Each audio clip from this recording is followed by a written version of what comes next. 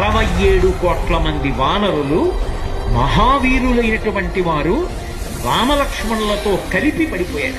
ఒక్క వానరుడు యుద్ధభూమిలో లేచి తిరుగుతున్నవాడు లేడు. ఇంద్రజిత్ శక్తి తెలుసు కాబట్టి విభీషణుడు వెళ్ళిపోయాడు, దొరకలేదు. స్వామి హనుమ ఏ అస్త్రము చేత బంధింపబడదు కాబట్టి హనుమ ఒక్కరే ఉన్నారు. అందరిలో పెద్దవాడు, బ్రహ్మ యొక్క అంశలో వచ్చినవాడు జాంబవంతుడు నేల మీద పడిపోయి ఉన్నాడు.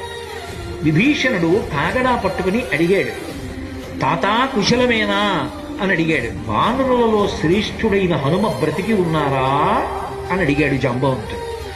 విభీషణుడు అన్నాడు, తాత నువ్వు అడగవలసినది రామలక్ష్మణులు కుశలముగా ఉన్నారా అని అడగాలి. హనుమ కుశలముగా ఉన్నారా అని అడిగారేం తాత అని అడిగారు. మొత్తం వానరులు రామలక్ష్మణులతో కలిసి పడిపోయినా కూడా నష్టం లేదు.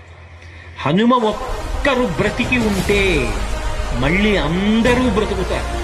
అందరూ బ్రతికి ఉన్నా హనుమ ఒక్కరు పడిపోతే బ్రతికి ఉన్న వీళ్ళందరూ పడిపోతారు. అందుకే నేను హనుమ బ్రతికి ఉన్నారా అని అడుగుతున్నాను. వంగి జాంబవంతుడి పాదములు పట్టుకుని తాతా హనుమ నీ కుశలం అడుగుచున్నాడు, నమస్కరించుచున్నాడు అన్నాడు.